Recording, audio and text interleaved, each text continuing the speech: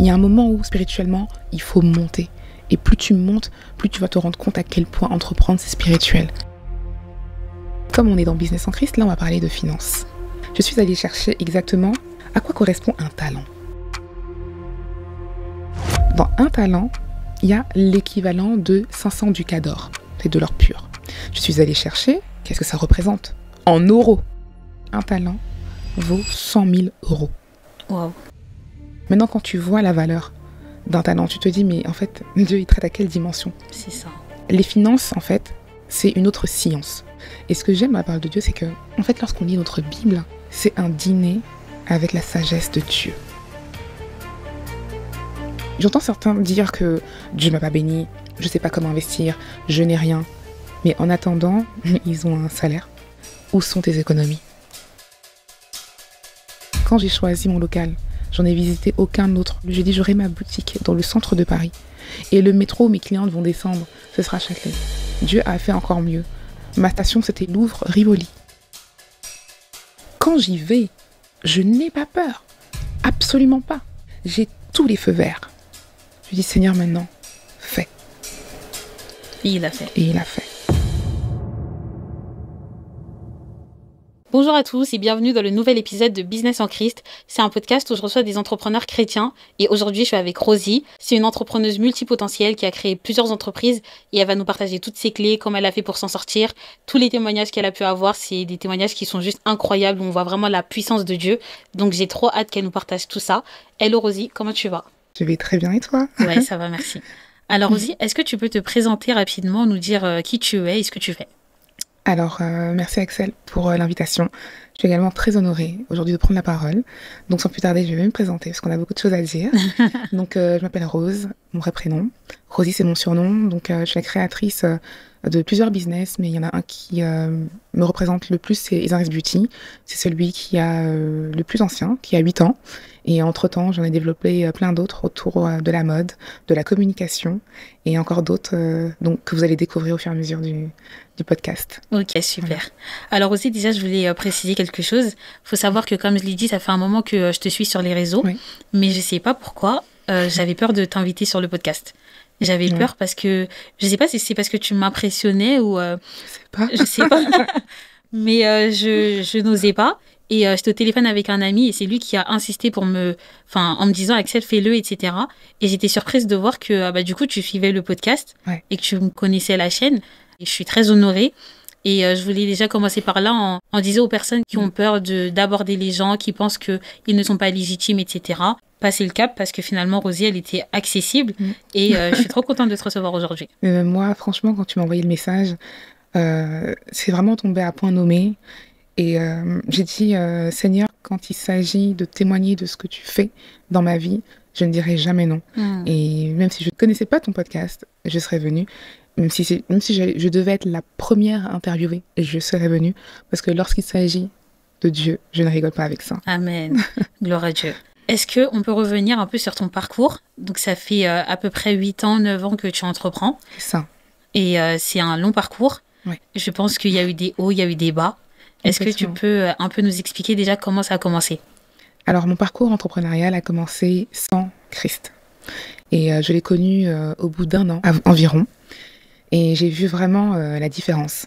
Souvent, on nous demande comment tu es venu à Christ, qu'est-ce qui s'est passé. Il y a toujours un élément déclencheur, un événement, quelque chose. Ça peut être une dépression, ça peut être un manque, ça peut être une connexion. Dieu nous attrape comme il veut. Moi, ce qui s'est passé, c'est que le Seigneur, quand je l'ai rencontré, je n'étais pas dans le manque. Donc, ce qui fait que j'ai tout de suite connecté avec Dieu en n'attendant rien de lui. Ça peut paraître prétentieux aujourd'hui, mais il faut comprendre qu'à cette époque-là, je suis dans le monde. Je viens d'une famille où ça va, on est plutôt confortable. J'ai lancé mon business. Mes parents m'accompagnent dans ce chemin. Il n'y a pas de friction, il n'y a pas de tension. Je suis chez mes parents, ça va. Quand je rencontre Jésus, ça a été en fait... L'élément déclencheur a été l'entrepreneuriat. Et là, c'est vrai que vous allez, au fur et à mesure des témoignages, voir en fait mon avancée entrepreneuriale. Et il y a une corrélation directe avec ma communion avec le Seigneur. Et lorsque je rencontre Christ, c'est un moment de ma vie où j'ai besoin de plus. où je me rends compte que dans mon business, j'apporte à des femmes, mais pas que de la coiffure, pas que des extensions, ce n'est pas que physique. Elles viennent, elles me déchargent leurs problèmes, ce qui ne va pas. Elles avaient cette facilité à se confier à moi. Et à cette époque, moi, j'avais pas la parole de Dieu, je lisais absolument pas ma Bible, même si je viens d'une famille catholique. J'ai fait les choses par protocole, par respect pour mes parents, mais j'étais pas dedans. Donc, je n'avais aucun verset en tête. Quand je parlais à ces femmes, j'utilisais mes mots. Par la suite, j'ai compris qu'en fait, Dieu a toujours été dans ma vie. C'était pas moi. Amen. Pour les réconforter. Et je me rappelle un jour, j'ai une cousine, elle me dit, elle me demande comment ça va les affaires et tout. Je venais juste d'aménager dans mon premier local au 91 rue Saint-Honoré. Mon premier local était là-bas. Et je lui dis, écoute, ça se passe super bien et tout. Et puis, c'est une chrétienne fervente. C'est-à-dire que c'est une cousine, même quand je me rappelle qu'on était plus petite, elle est venue à Christ, elle, beaucoup plus tôt que moi, et elle m'a énormément jugée. Mais on va passer cette partie. Et je lui confie ça, parce que je sais qu'elle connaît Dieu. Moi, je pensais que je connais pas Dieu. Enfin, je prie, voilà, mais j'avais pas cette relation-là. Et je lui dis, tu sais, quand je reçois mes clientes, elles se confient vachement à moi, et je lui dis un peu ce que je leur dis. Je lui témoigne vraiment mes séances de coiffure, comment ça se passe. Et elle me dit, Rosie, si tu savais le bien que tu pourrais faire à ces femmes-là, si tu avais la parole de Dieu, ce serait tu auras encore plus de puissance, parce que c'est pas toi qui va réconforter ces femmes, mais c'est Dieu à travers toi. Amen. Et elle me dit, ce qui est beau, c'est que tu vois, tu n'as pas donné ta vie à Jésus, mais quand tu parles à ces femmes, je reconnais des versets que tu n'as jamais lus.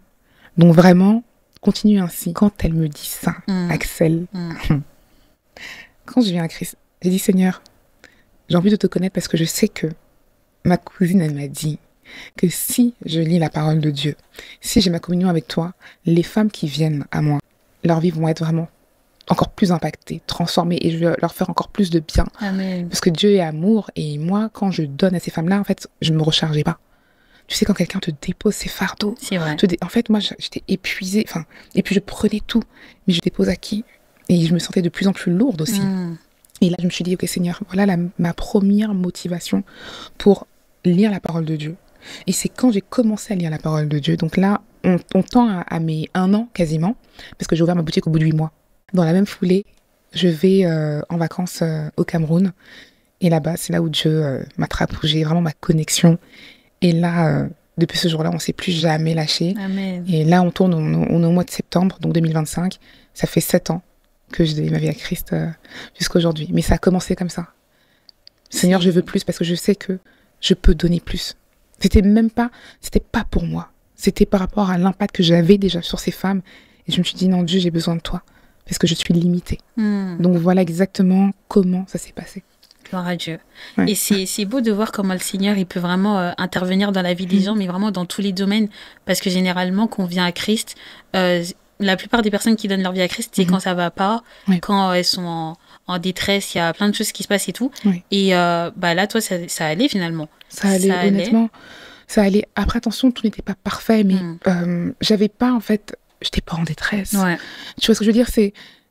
Il me manquait, en fait, des années plus tard, j'ai compris que Dieu m'a donné pas la paix selon le monde, mais par contre sa paix à lui constante, peu importe les challenges. Donc on va dire que au départ, je pensais pas qu'il m'apporterait rien. Non, c'est que je dis bien que ma motivation n'a pas été de me rassasier moi, mais les autres en arrivant à Christ. Mais t'inquiète pas que quand je suis arrivée à Christ, j'ai bien vu ce qu'il m'apportait. J'ai bien vu qu'il avait amélioré ma vie. Enfin, bien sûr, il y a un avant et un après. Mais c'était juste pour revenir sur le déclic qui m'a fait vraiment rentrer dans la parole et vouloir me connecter à lui.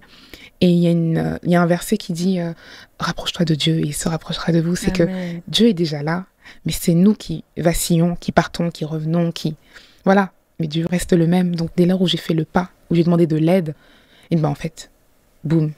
Tout s'est déclenché. Tout s'est déclenché. Gloire à Dieu. Et du coup, tu disais que tu avais vu un avant et un après dans ton business, avant Christ et quand Christ est arrivé dans ta vie. Complètement. C'était par rapport à l'impact que tu avais chez tes clientes ou sur d'autres sujets aussi? Alors, ça a été sur l'impact sur mes clientes. Ça a été spirituellement, moi, me sentir moins lourde, parce que je prends les fardeaux. Après chaque séance de coiffure, j'étais fatiguée et il fallait que j'ai un moment avec Dieu, justement, pour décharger également.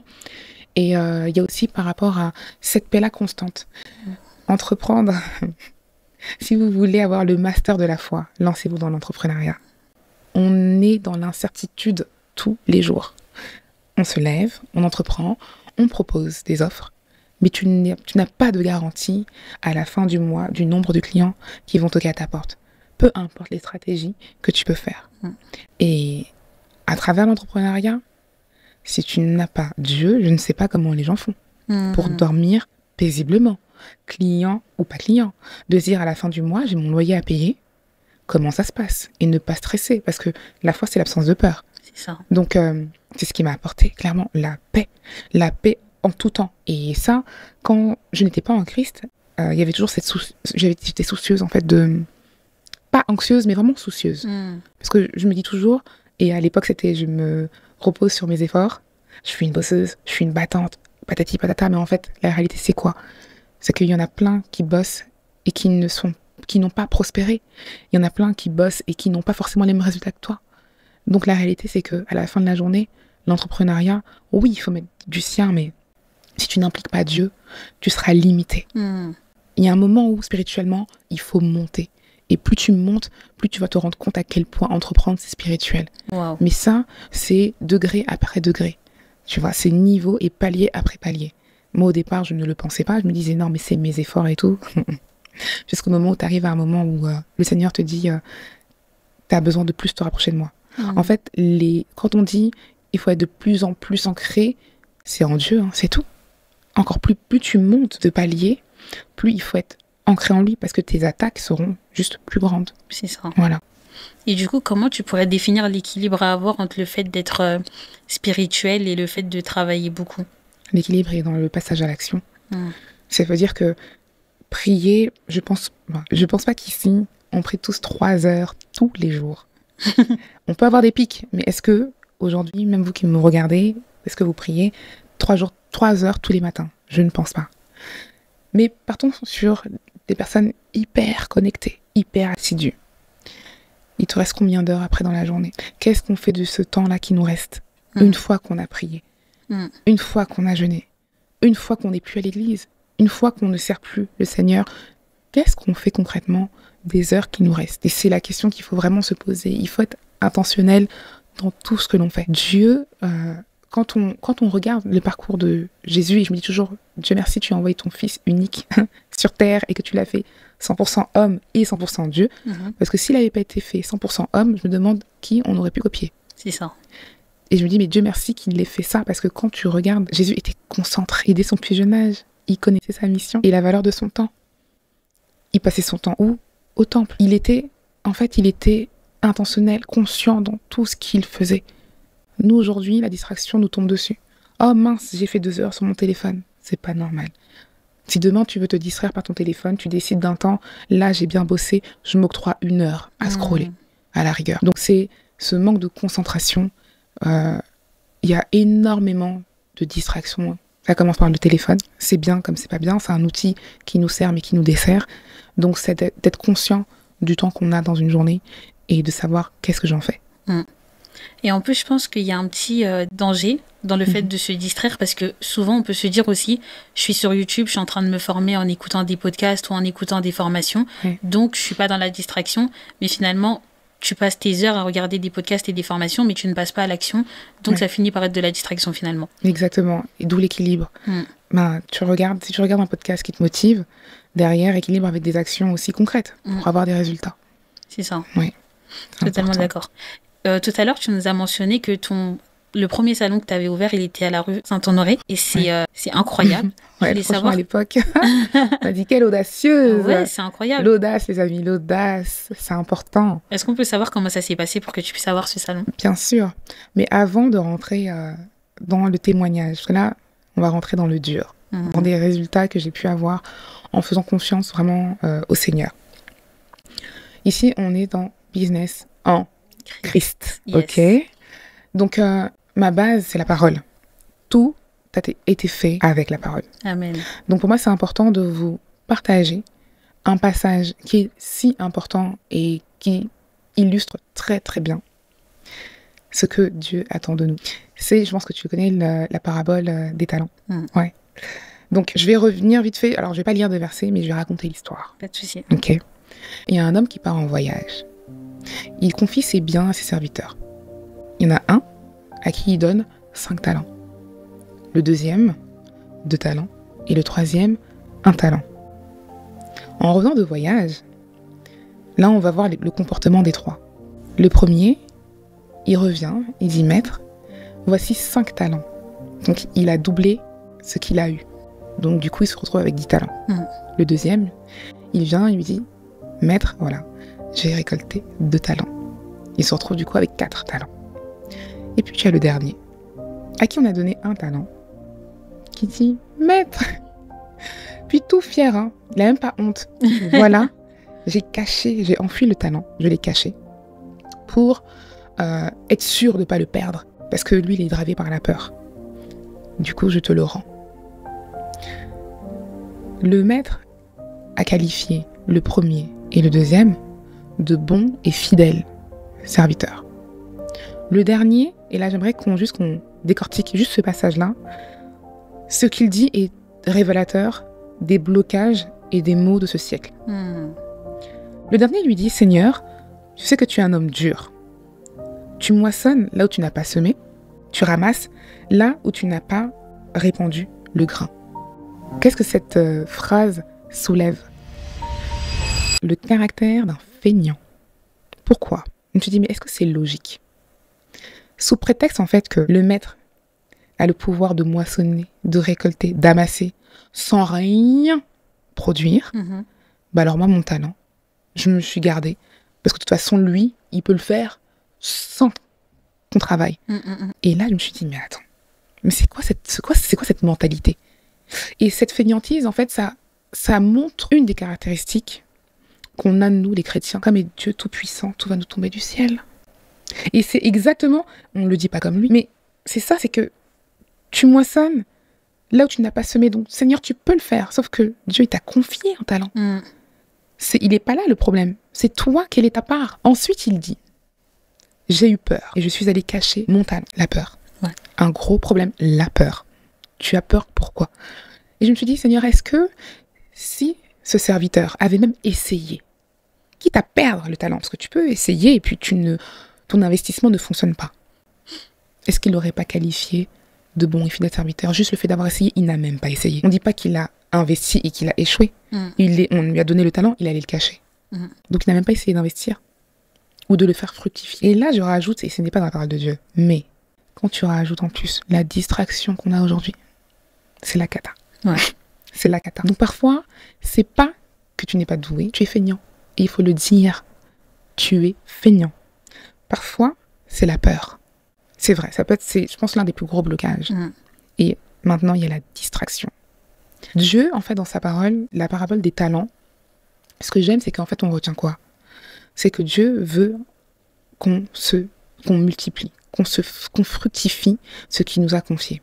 Les talents, c'est aussi bien spirituel que financier, quand on nous demande de grandir et d'accroître et de multiplier. Mais comme on est dans Business en Christ, là, on va parler de finances. Je suis allée chercher exactement à quoi correspond un talent. Un talent, c'est une unité de masse. Yes. Dans un talent, il y a l'équivalent de 500 ducats d'or. C'est de l'or pur. Je suis allée chercher qu'est-ce que ça représente en euros. Parce que là, aujourd'hui, on parle en euros. Et c'est important de transposer des exemples, des paraboles qu'on a dans la Bible au siècle présent pour qu'on puisse comprendre. Du coup, il faut trouver donc un ducat d'or, ce que ça représente. Ouais. J'ai pris la valeur la moins chère que j'ai pu trouver. 200 €. Un ducat d'or? 500. Un ducat d'or. Wow. Du coup, les 500 ducats d'or qui valent un talent, je le multiplie. C'est-à-dire qu'un talent vaut 100 000 €. Celui qui en a eu 5, il a eu un demi-million. Celui qui en a eu 2 a eu 200 000 €. Celui qui en a eu 1 a eu 100 000 €. Dans cette parabole, Dieu ne s'adresse pas à des gens qui sont dans le manque. Déjà, on voit le niveau financier, le niveau où Dieu veut nous appeler même à monter. Dans la parole de Dieu, il y a d'autres unités de mesure. On parle de deniers. Un denier équivaut à 90 $. Je dis bien d'aujourd'hui. Il aurait pu dire, il a confié 5 deniers au premier. Il ne s'est pas trompé. Il a dit 5 talents. Maintenant, quand tu vois la valeur d'un talent, tu te dis, mais en fait, Dieu, il traite à quelle dimension? C'est ça. Et c'est là où il nous amène à aller. On ne doit plus être intimidé par les chiffres, par les montants. Non. Et quand j'ai converti tout ça, parce que ça m'a pris du temps, j'ai dit non, on va creuser et je veux des chiffres. Et là, je me suis dit, ok Seigneur. Donc là, tu nous montres même le niveau auquel toi tu traites, où tu confies. Limite, c'est comme si, bon, t'as fini de t'amuser avec tes petits euros, c'est bon, tu réussis à économiser. Allez, on montre au niveau supérieur. Multiplie. Je sais pas trop quoi répondre. Je suis choquée, je savais pas du tout que c'était... je savais pas. Je savais pas du tout, je suis choquée. Mais ouais, en fait, ça montre une nouvelle dimension de Dieu aussi. C'est parce que généralement, quand je parle avec des gens, ils me disent tous que pour eux, quand tu es chrétien, il faut que tu sois pauvre. Quand tu es chrétien, il ne faut pas que tu sois trop riche, etc. Alors que finalement, là, on voit dans cette parabole que Dieu, il n'a pas peur de l'argent finalement. Absolument pas. Et petit disclaimer, ici, il y a un contexte. Je répète, business en Christ. Donc, on parle business. Donc, on va parler concrètement d'action. Et c'est notre focus. Mais le salut est gratuit. Ah oui. Alors là, on n'est pas en train de monétiser l'accès dans l'au-delà. Le paradis et tout, non. Là, on parle dans cette parabole de Dieu quand il te demande des comptes. Parce qu'il nous demandera des comptes. Oui, tu vas au ciel, mais qu'as-tu fait de ce que je t'ai donné? Et ça nous renvoie à Genèse, chapitre 1, verset 28, où on a clairement notre mission. Soyez féconds, multipliez, remplissez la terre et assujettissez et dominez. On en revient. Donc oui, ceux qui nous disent oui, les gens disent de prospérité, il n'y a aucun problème. Il n'y a rien de plus important que ton salut. Ça, je pense qu'on n'a pas de débat dessus. Mais après, maintenant, ton salut, tu fais quoi? C'est ça. C'est ça la réalité, c'est que Dieu nous appelle à régner sur cette terre. On veut manifester la gloire de Dieu. Comment? En fait, l'idée, c'est d'être dans son couloir. Mais dans son couloir, d'impacter et de faire vraiment ce que le Seigneur nous demande, mais du coup, sans peur. Parce que j'ai bien aimé tout à l'heure aussi quand tu as dit que s'il y a la foi, il n'y a pas la peur. Et généralement, on aime bien avoir foi, mais avec un peu de peur. Avec un peu de peur. C'est contradictoire. Mais en fait, je pense que le monde, il est aussi fait de telle sorte à ce que la peur nous domine constamment. Constamment. Donc, merci en tout cas pour ce message que tu nous as partagé, pour cette méditation. Je ne m'attendais pas du tout à ça. Je ne savais pas que ça valait autant d'argent. Ouais. Je suis choquée. Donc, moi, personnellement, ça me donne une autre image de Dieu et une nouvelle dimension à laquelle il nous appelle. Et c'est bien aussi que dans le verset, du coup, il parle de bons et fidèles serviteurs. Parce que je pense que même pour qu'il nous donne des sommes comme ça, c'est aussi d'abord le cœur. Il voit d'abord le cœur que tu as pour pouvoir te confier ces choses. Complètement. Et là, tu as dit quelque chose d'essentiel. Je me rappelle quand on a échangé brièvement sur notre intervention, tu m'avais posé une question qui était super pertinente. Et en parlant du cœur, on avait parlé d'humilité. Parfois, ce n'est pas que nos affaires ne fonctionnent pas. Parfois, on est notre propre blocage. Dieu ne peut pas donner quelque chose qui va te détruire. Et ton salut, comme pour Dieu, est beaucoup plus important que le fait que tu prospères. Je pense que Dieu préfère que tu le rejoignes là-haut, plutôt que l'argent là t'amène ailleurs. Et dans sa parole, il dit, il veut que tu prospères à tout égard, comme prospère l'état de ton âme. C'est-à-dire que l'état de ton âme est une jauge.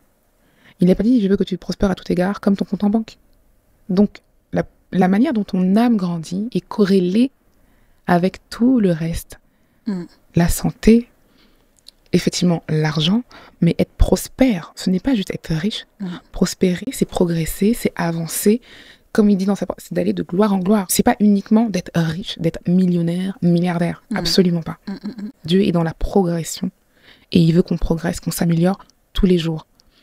Maintenant, j'ai nommé ces caractéristiques les qualités qui te qualifient ou les compétences qui te qualifient.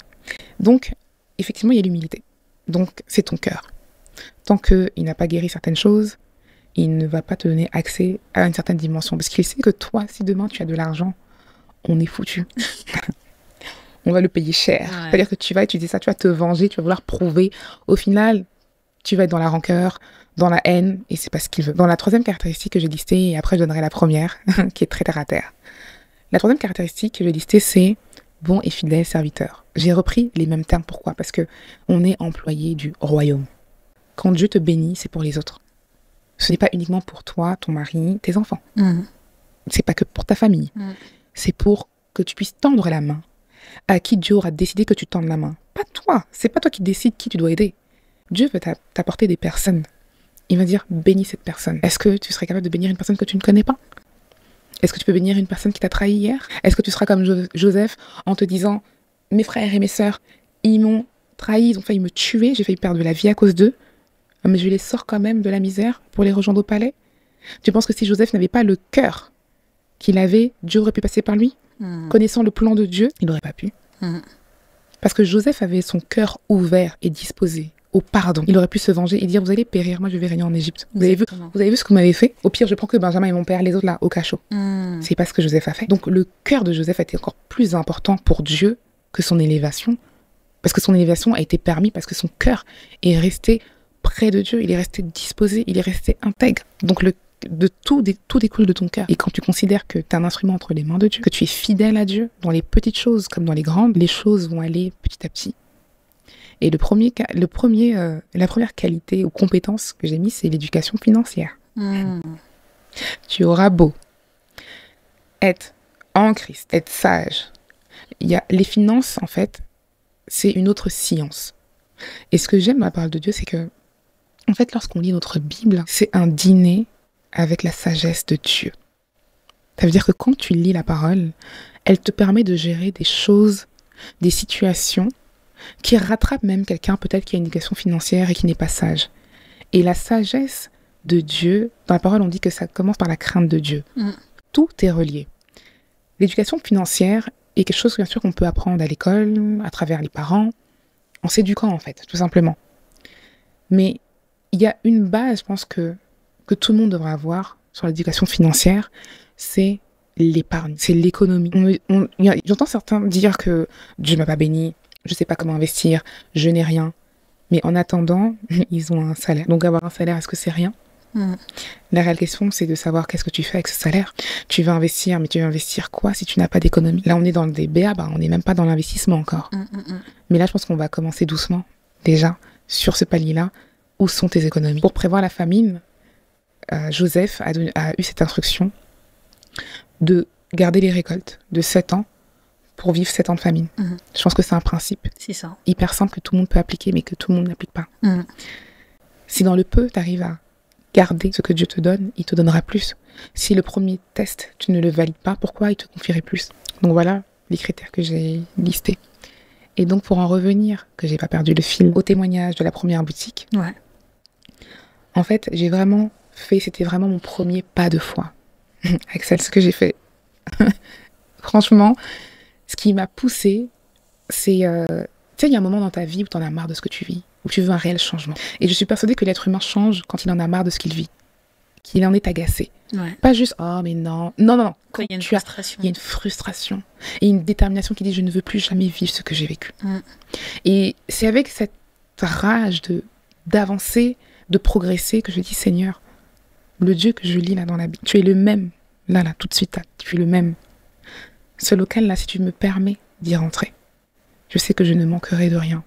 Et le pas de foi que j'ai fait par rapport à ce local, déjà, il y avait déjà l'audace de me dire, Seigneur, je suis un enfant de Dieu, j'aspire à ce qu'il y a de mieux sur cette terre.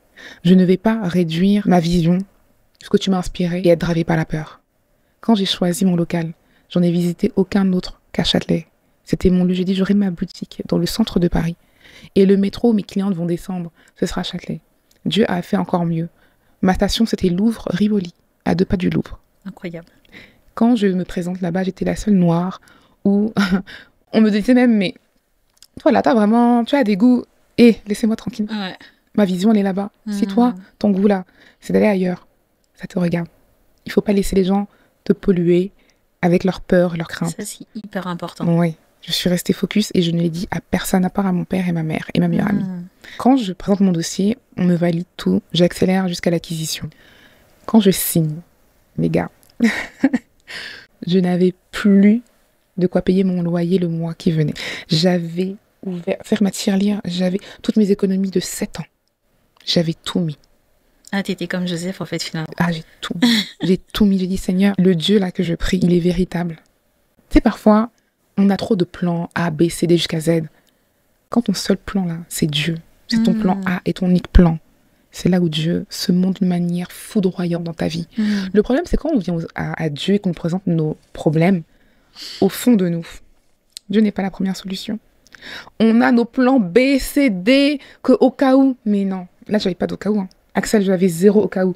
J'entre, je dois payer mon loyer le mois prochain. Seigneur, on fait comment? Pour te dire même, le carrelage, c'est mon père qui me l'avait offert. J'avais plus rien. Mais j'ai dit, Seigneur, je suis persuadée et j'ai la foi que si tu m'as permis d'arriver dans ce local, que le propriétaire me choisisse moi et pas quelqu'un d'autre, c'est parce que tu as un plan pour moi. Et voilà comment j'avance et je n'ai jamais manqué un loyer. Mais comment, du coup, vu que là on parle d'équilibre aussi, oui. Comment on peut être sûr que là c'est pas un manque de sagesse? Parce que j'étais, en fait, tu sais, j'étais préparée à ce moment-là. Tout était réuni pour avoir ce local-là. Et je t'avais dit tout à l'heure qu'à chaque palier, il y a un pas de foi. À chaque palier, il y a une profondeur. Tu sais, lorsque tu te prépares mentalement, spirituellement à avoir quelque chose, il faut que tu montes avant que ça arrive. Tu vois, ça vient, c'est d'abord spirituel et puis ça descend dans le côté physique. Spirituellement, la manière dont j'étais barricadée. En fait, il y a un moment où tu ne te laisses même plus le choix. Et je n'ai pas laissé le choix à Dieu. Le problème, c'est quand on vient à Dieu et qu'on lui présente une situation, sincèrement, au fond de nous, on n'attend pas qu'à lui. On attend d'autres. Ah, il y a tel qui doit me virer. Ouais. Il y a tel... En fait, si on dépendait 100% de Dieu et de personne d'autre, on verrait Dieu se manifester encore plus dans notre vie. Et à ce moment-là, tu sais, la foi, c'est pas uniquement croire, mais c'est même tu rends grâce avant même d'avoir eu ce que tu avais.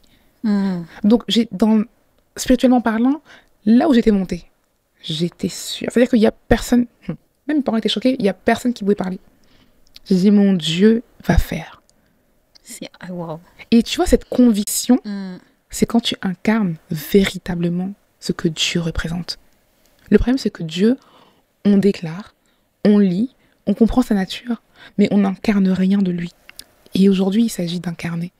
Il est temps qu'on manifeste ce que Dieu a prévu pour nous. Et ça demande de l'audace.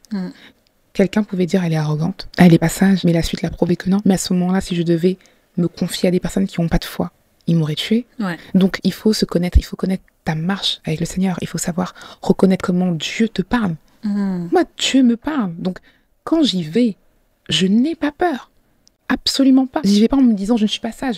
J'ai tous les feux verts. Je dis, Seigneur, maintenant, fais. Et il a fait. Et il a fait. Waouh, c'est incroyable. C'est incroyable. Du coup, encore une fois, une nouvelle facette de Dieu. Ouais. Encore une fois. Et moi, ça me touche tellement parce que je sais que j'ai fait cette erreur de me confier à des personnes qui m'ont enterrée. Je voulais lancer des projets et tout. Et elle me disait, mais ça, c'est les trucs des nouveaux entrepreneurs, ça, c'est pas du vrai business, etc. Ça m'a enterrée. Finalement, les trucs que je voulais faire, je les ai pas lancés, tu vois.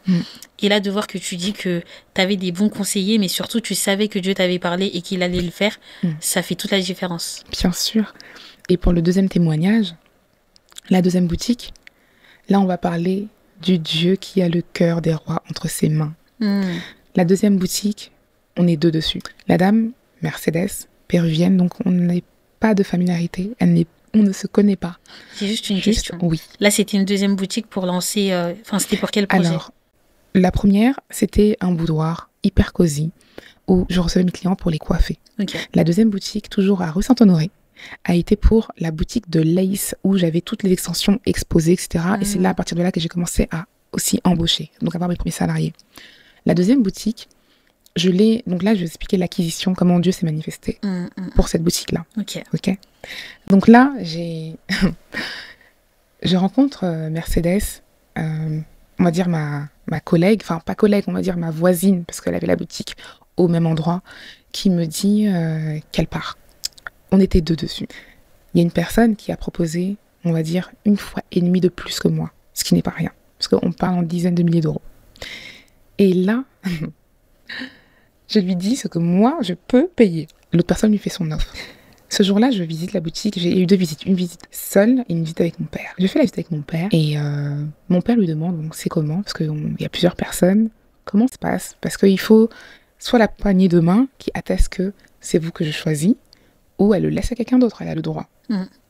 Ce jour-là, elle dit à mon père, elle dit j'ai vu Rose se battre. J'ai vu Rose enchaîner les clientes.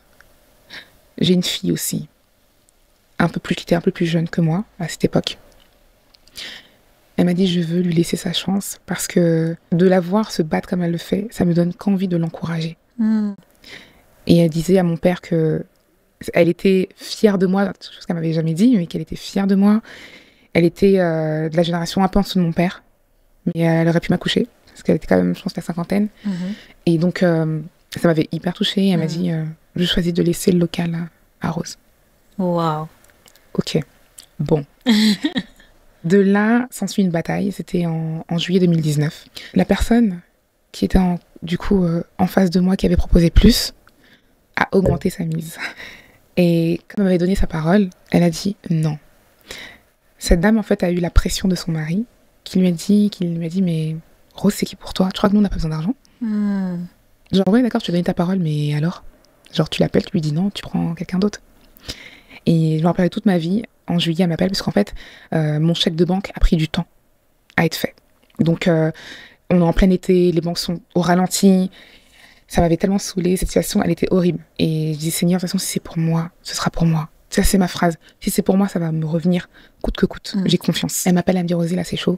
Comment ça se passe avec le chèque de banque et tout? Parce que là, franchement, mon mari me met la pression et tout. Je dis, mais qu'est-ce qui se passe? Et tout, elle me dit, écoute, voilà ce qu'il m'a dit. Donc, tu choisis Rosie plutôt qu'à ta famille. Je dis, wow. Ouais, ça va long quand même. Ouais. Et je lui dis, écoute, Mercedes, merci beaucoup pour ta loyauté. Sache que là, je mets la pression à la banque pour que le chèque de banque il soit fait parce que moi-même, je comprends pas. L'argent est là, mais je comprends pas pourquoi ça prend autant de temps. Et il faut savoir que Dieu m'avait montré en songe une scène très claire où il y avait mon dossier, où le chèque... En fait, il y avait une paperasse sur le bureau de mon conseiller banquier. Et en fait, on avait mis un couvercle dessus. Donc Dieu m'avait montré, prie et surtout, va à la banque, n'appelle pas, vas-y en physique. Donc je déboule à la banque et tout, les choses s'accélèrent et au final, j'ai ma deuxième boutique.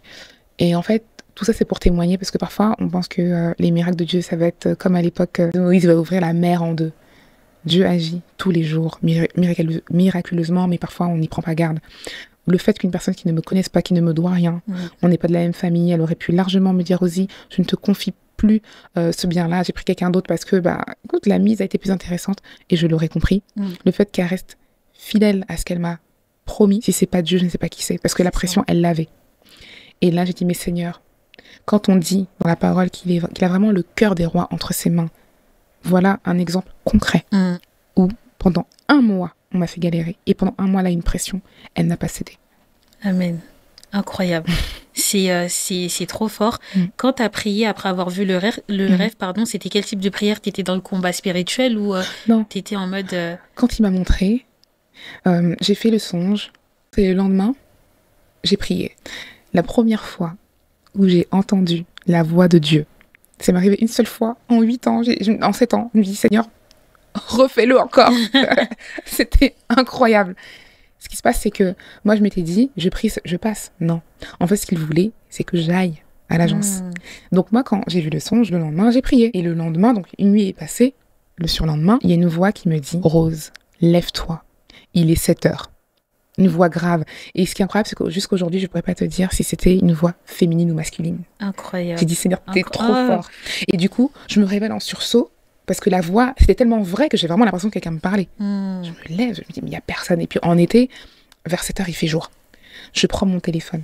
Axel, il était 7h00. Oh, là, je me dis, oh mon Dieu, c'est dingue. Là, je m'habille, tout, je déboule à l'agence. Là, c'est en mode...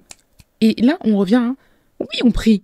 Mais les actes, les amis, les actes. Et là, je déboule à l'agence et là, tout se débloque. Wow. Ah non, parce que j'ai fait... Non, c'est... En fait, le Seigneur, il marche aussi avec les entrepreneurs et il suscite, peu importe l'occasion, mais il veut que ça fonctionne en fait. Donc là, dans le monde spirituel, je pense qu'ils avaient voulu cacher ton dossier. Complètement. Et le Seigneur, il a tout ouvert finalement. Oui, jusqu'à ce que, en fait, Mercedes craque. Ils disent, tant pis, enfin, je t'ai laissé un mois, c'est énorme. Et derrière, il y avait des gens intéressés, c'est pas comme s'il y avait personne. C'est ça. Tu vois, donc... Ah non, ce témoignage-là, moi, ça m'a marqué. C'est incroyable. On peut faire ça. Ouais. Non. Donc là, tu as eu 2 boutiques, finalement. 2 boutiques, ouais. Wow. Et le chemin continue et tout. Donc là, je commence à vraiment déployer tout ce qui est formation. Donc, Si tu veux apprendre à être perruquière, mon métier, tout ce qui est vente d'extension, j'accompagnais les femmes et j'avais de plus en plus de demandes de formation. Et il me fallait un lieu. J'en avais marre de louer des lieux, de déplacer mon matériel. C'était lourd en termes de logistique. J'ai dit, bon Seigneur, là, il me faut mon centre de formation. D'où la 3e boutique. Et la 3e boutique aussi, dinguerie. Mais t'es pleine de témoignages. Ah non, mais c'est trop. Et c'est pour ça que j'ai dit, non, Axel, si je me canalise pas, on va partir dans tous les sens. Mais le fil conducteur, c'est l'acquisition des boutiques. Et en plus, on peut voir aussi l'évolution de ma boîte. Ouais. La 3e boutique, pareil. Et là, j'ai mis, c'est le Dieu des maîtres et vraiment et des circonstances. Pareil, on est encore 2 dessus. On me dit, on me recale. Hein. On me dit, madame, on a eu un meilleur dossier que vous. Et j'ai bien aimé, elle était honnête. On a eu un meilleur dossier que vous. Donc du coup, nous, on préfère partir sur l'autre. Je dis, ok, il n'y a pas de souci. Quand c'est comme ça, quand Dieu refuse, en fait, que tu aies quelque chose, comment je suis sûre que c'est Dieu? Je lui dis, c'est notre daddy. En fait, Dieu, il faut le flatter. Dieu, c'est notre... Moi, j'ai toujours, franchement, je suis une fille à papa. Quand on m'a refusé la boutique, moi, j'étais sûre dans mon cœur que c'était à moi. La même foi que j'avais eue sur la première, c'était la même foi pour la 3e. Okay. J'ai dit, Seigneur, on m'a refusé cette boutique. Il n'y a pas de problème. Moi, j'ai cru que c'était pour moi. Le seul moyen qui atteste que ce n'est pas pour moi, c'est que je sais, Seigneur, que si cette boutique ne me revient pas, c'est parce que tu ne veux pas. C'est pas parce que l'ennemi est trop fort, c'est parce que toi, tu ne veux pas. Quand tu fais ça, non seulement tu donnes aucun pouvoir à Satan, parce qu'on a tendance à lui donner beaucoup de galons, alors que parfois, il est même pas dans l'équation. Je dis toujours, papa, tu peux tout est à toi. Si je n'ai pas ce local-là, c'est parce que tu n'as pas envie de me le donner. Je regarde toujours à Dieu, et pas au diable, et pas à Satan. Toujours, je regarde à Dieu.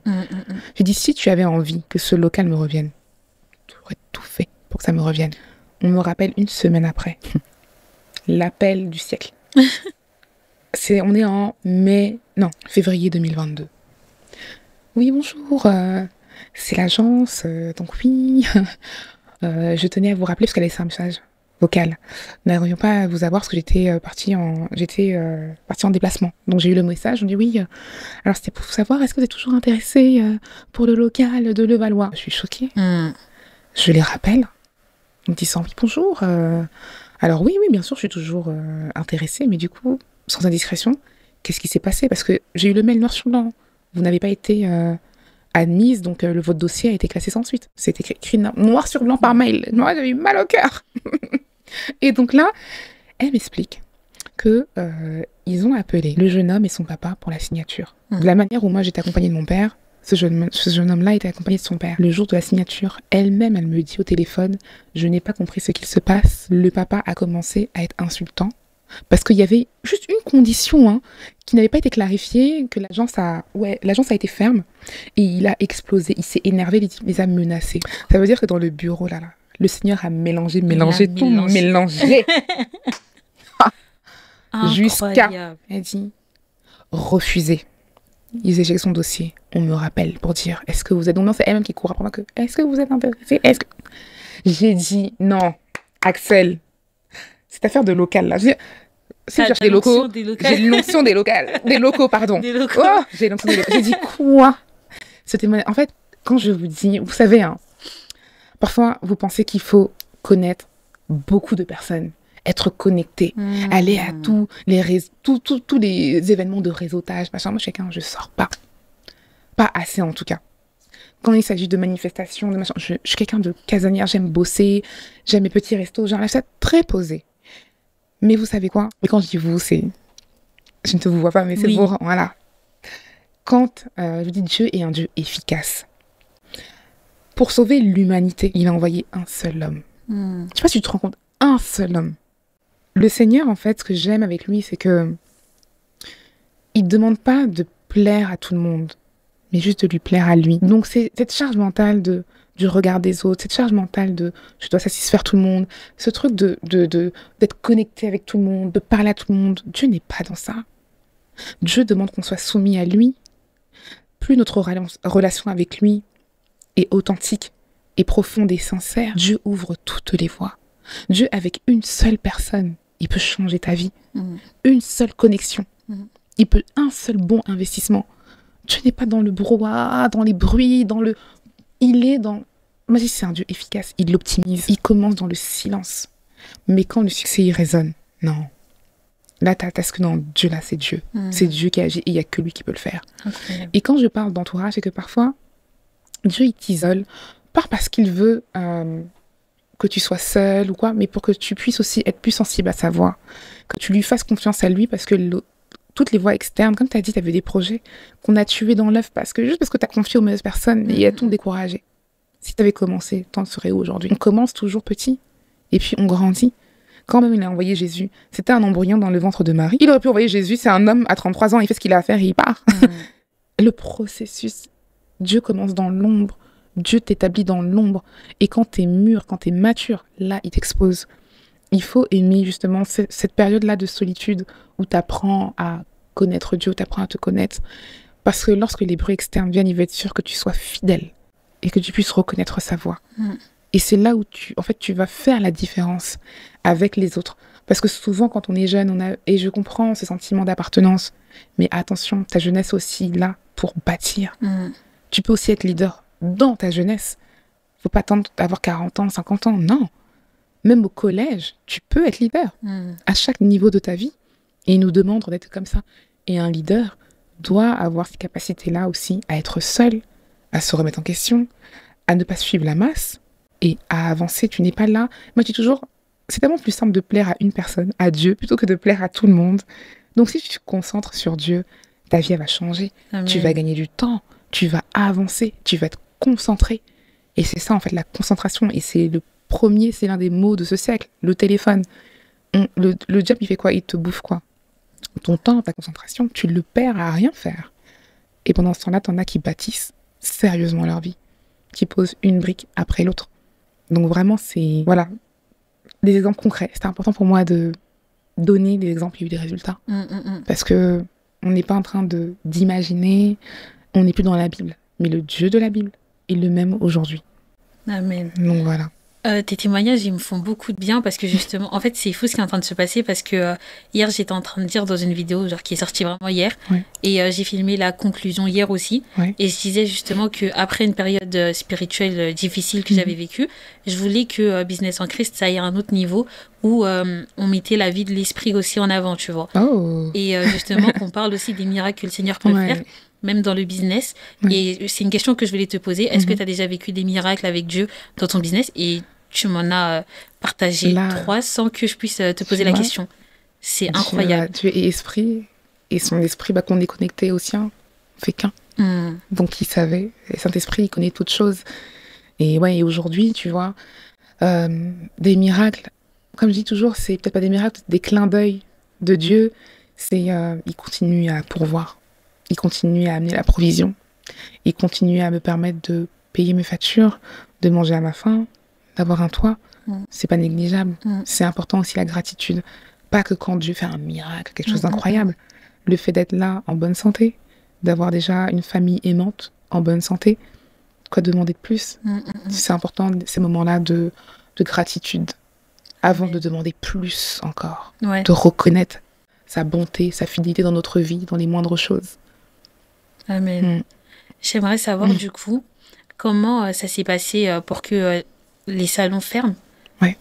Alors, par rapport au salon, ce que j'ai reçu du coup, là, on est en début d'année 2025, en février, ça a été je t'attends à autre chose, à faire autre chose. Et ce témoignage-là, je le réserve pour mon événement. Manifeste, le 30 novembre. Yes. Parce que j'ai choisi, en fait, en début d'année, Dieu m'avait révélé que mon événement annuel, cette année 2025, ne devait pas être en été, comme j'avais l'habitude de le faire, mais en fin d'année. Mais au départ, je n'avais pas compris. Je n'avais pas encore téléchargé le « Rosie, tu fermes ta boutique, voilà où est-ce que je t'appelle à aller ». Et ce qui se passe, c'est que quand mon année se déroule, je me dis « Mais Seigneur, mais heureusement, je n'ai pas fait mon événement en août ». Et en fait, ce que j'ai compris, c'est qu'il voulait que mon témoignage soit complet. Amen. Sauf que quand moi j'ai reçu qu'il fallait que je fasse mon événement à la fin d'année, je ne savais pas pourquoi. Mais je lui ai dit, Seigneur, il n'y a pas de souci. Tu me diras quand tu veux que je le fasse. Quand il m'a inspiré, du coup, cette fin d'année, donc on s'est eu, je t'avais dit, je pense à une date. Et aujourd'hui, j'ai la date.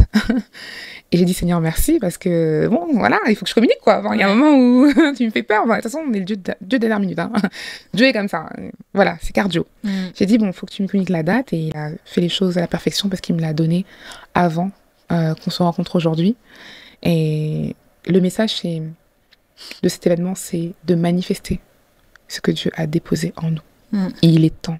Il est temps que les chrétiens brillent dans leur domaine d'activité respectif. Il y a de la place pour tout le monde. Dieu nous a fait chacun individuellement unique. Que notre unicité puisse sortir, faire la différence et que les valeurs qu'on a puissent enfin impacter et influencer. Je pense que là, il est temps que la vapeur soit inversée. Amen. Et cet événement est vraiment pour ça et je donnerai mon témoignage complet. Cette fermeture de boutique, je pense que tu me fais confiance maintenant par rapport à ce que j'ai vécu. Pour le premier, le deuxième, et le troisième témoignage. Le jour, en tout cas, où le Seigneur me dit, OK, on rouvre, il saura comment me guider, mais il était temps que, en fait, je passe à autre chose. Et par contre, dans son infinie bonté, Dieu m'a montré que c'est une transition parce que je suis aujourd'hui 90% digital. Les 10%, c'est parce qu'aujourd'hui, je reçois encore des clientes. Les essayages d'extension sont possibles, mais surtout, en 2021, Dieu m'a fait grâce d'avoir l'agrément. Donc, mes extensions capillaires sont remboursées par la sécurité sociale. Ça, c'était un accomplissement de dingue. Incroyable. Ça apporte une dimension encore plus humaine à mon entreprise. Oui. Et aujourd'hui, au-delà du fait de mettre une perruque, une prothèse capillaire à quelqu'un qui est malade, c'est que concrètement, spirituellement, si tu portes mon extension, tu guéris en fait. Dieu, il est plus loin que ça. Il m'a pas appelé à juste vous coiffer. Il y a un moment où c'est plus possible. On peut plus accepter cette histoire de cancer. Maintenant, tu n'as plus que des personnes âgées, tu as des jeunes femmes de 18 ans qui viennent, qui ont le cancer. Donc en fait, c'est plus profond que ça, mais concrètement, il m'a appelé à être aussi plus sur le terrain. Donc aller dans les hôpitaux, être proche de ces personnes-là qui ont besoin de moi. Et j'abandonne pas toutes les femmes qui m'ont fait confiance et qui ont pris des perruques pour le côté esthétique. Mais concrètement, ça peut se gérer en ligne plus facilement. Oui. Aujourd'hui, on achète des extensions facilement en ligne. Depuis le Covid, les habitudes d'achat ont bien évolué. Donc voilà un peu une brèche de, tu vois, la transition où Dieu m'appelle à opérer.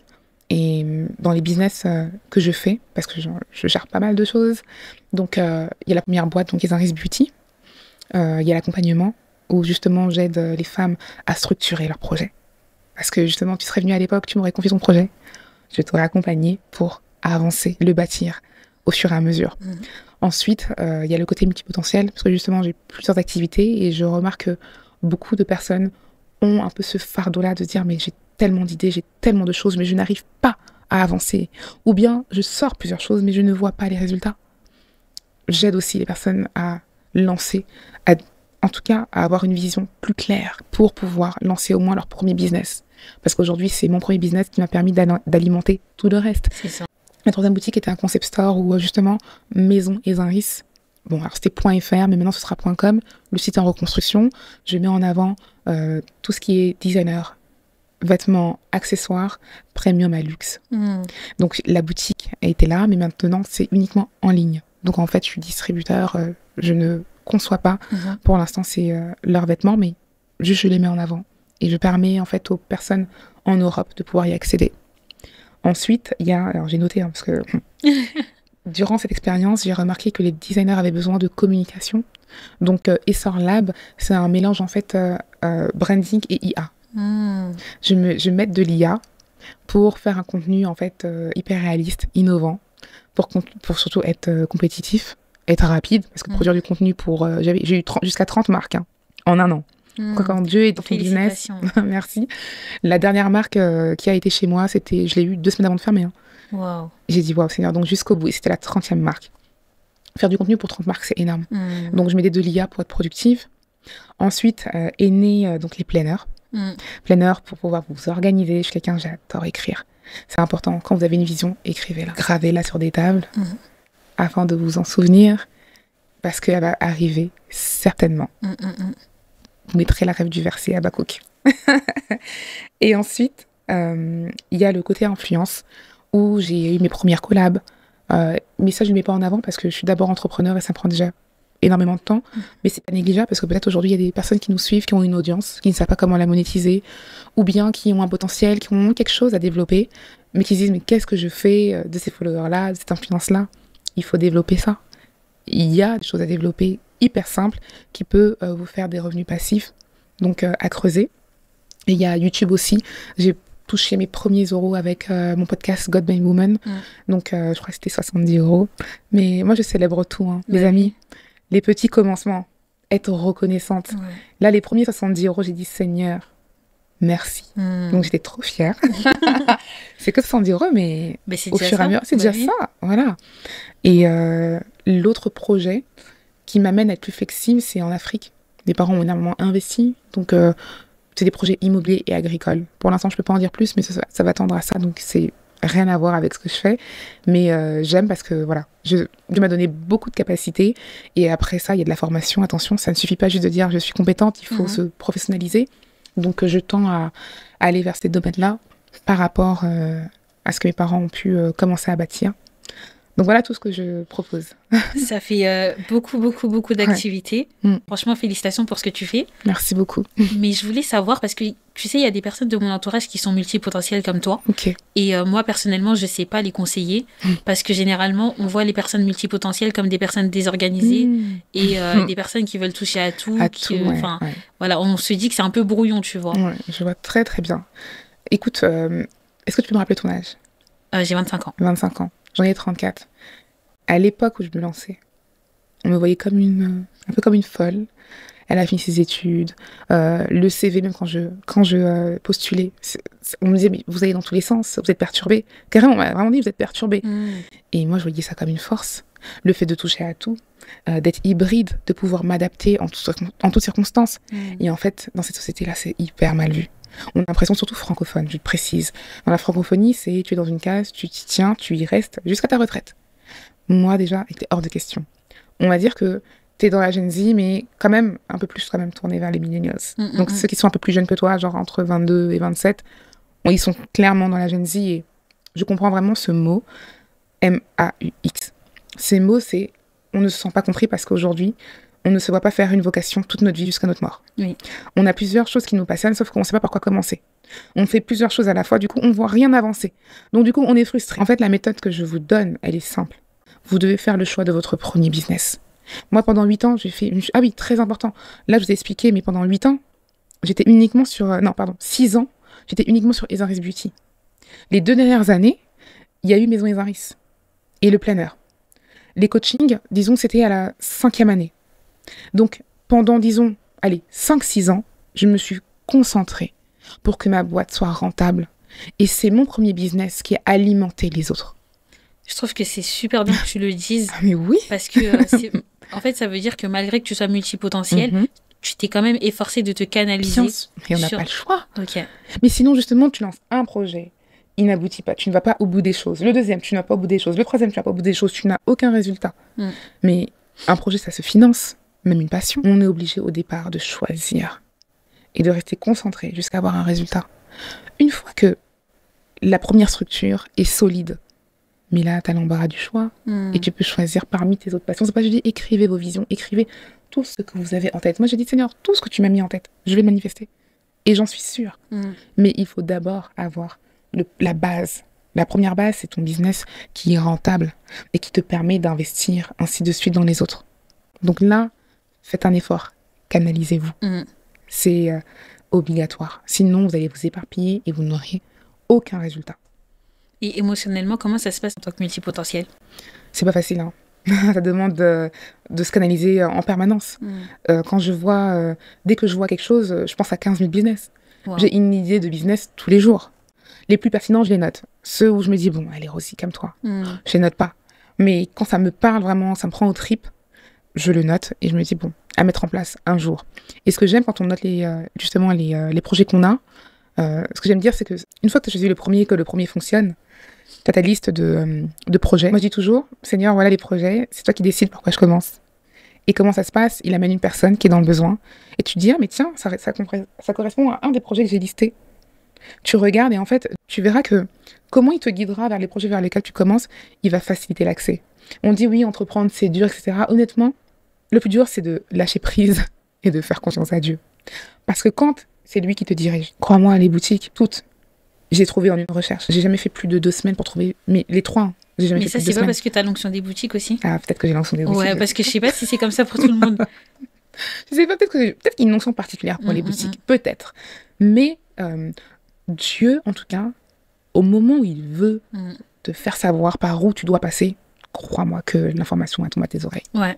Toujours. T'as pas remarqué? Quand Dieu veut que tu ailles quelque part, t'inquiète pas. Moi, je dis toujours, Seigneur, quand tu veux que je n'aille pas quelque part, tu sais bloquer.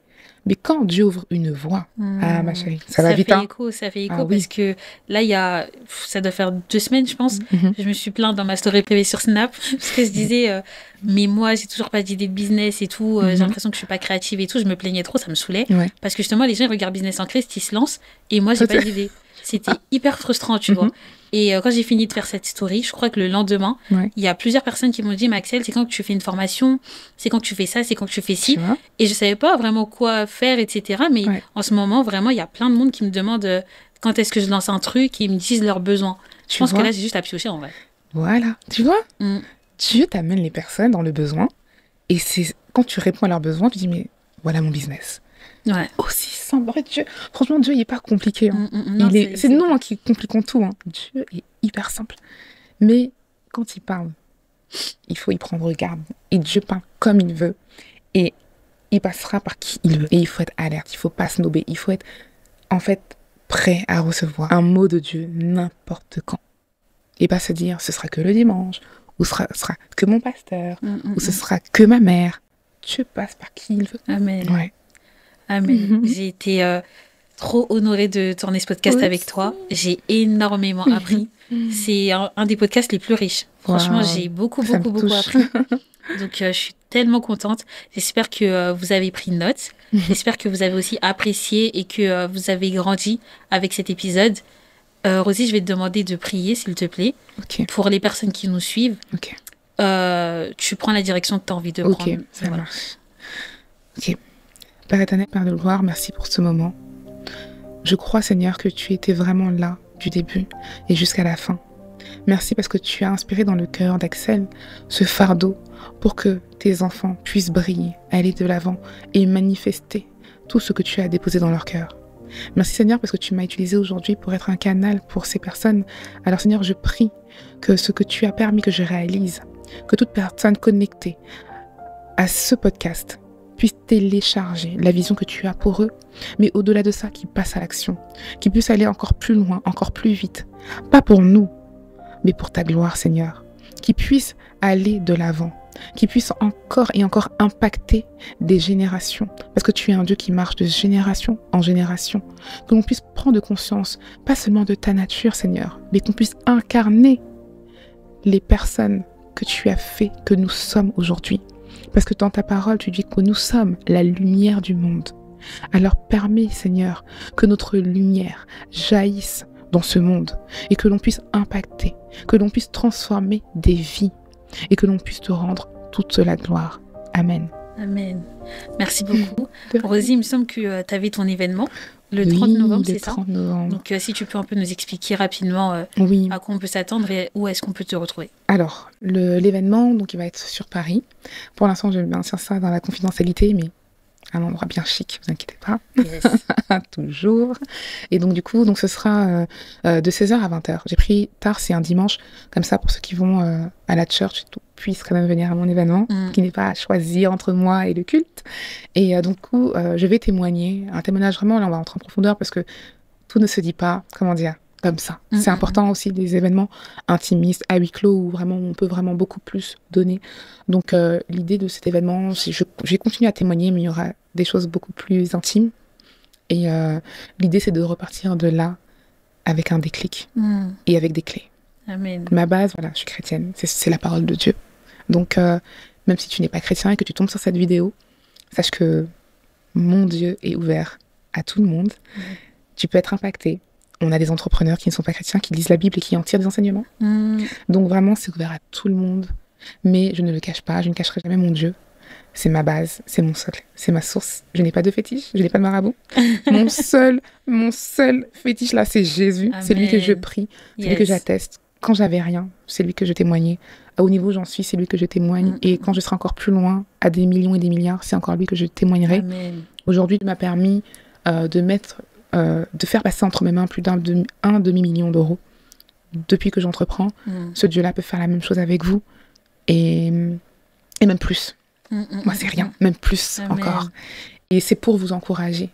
Et que ma vie soit juste un témoignage pour vous amener à aller encore plus loin et en fait passer le relais. J'ai commencé, j'avais 24 ans. Donc peut-être que toi-même, voilà. Il y a des filles de 18 ans, de 20 ans. Si vous êtes concentrés, déterminés, venez. Venez prendre votre part. Parce que je l'ai fait. D'autres vont dire peut-être que c'est tard. D'autres vont dire peut-être que c'est tôt. J'ai fait ce que j'avais à faire au moment où Dieu m'a inspiré de le faire. Amen. Et 10 ans plus tard, je ne regrette absolument pas. Et voilà ce qu'on a vécu ensemble. Donc vraiment, cet événement est ouvert à tout le monde. Et pour les multipotentiels, j'ai un petit cadeau pour eux. C'est un guide gratuit, s'ils veulent le télécharger. C'est une introspection des questions que je me pose pour recentrer mes idées. Donc ils peuvent aussi le prendre, c'est gratuit. On pourra le mettre à leur disposition. Et je suis quelqu'un qui prône l'équilibre tous les jours de ma vie entre la prière et le passage à l'action. Donc sur mes réseaux, comme tu as pu le voir, je parle de tout, de mes passions, de branding, de ce que je fais, de ce que Dieu fait dans ma vie. C'est vraiment spontané. Quand j'ai un truc à cœur à vous partager par rapport à Dieu, par rapport à ce que je vis, je le fais. Donc il y a ces micro-témoignages-là qui suivent tout au long de ma vie et que je partage vraiment sans modération. Parce que c'est important de témoigner de ce que Dieu fait. Et donc voilà un peu le tout. Mais voilà, j'ai été ravie de venir ici. Si tu ne m'aurais pas invitée, je n'aurais pas pu prendre la parole. Donc merci beaucoup avec plaisir. Axel. Et j'ai hâte qu'on se revoie prochainement. Le 30. Ouais. Merci beaucoup Rosie. C'est moi. Merci de nous avoir suivis. On se retrouve dans le prochain épisode de Business en Christ.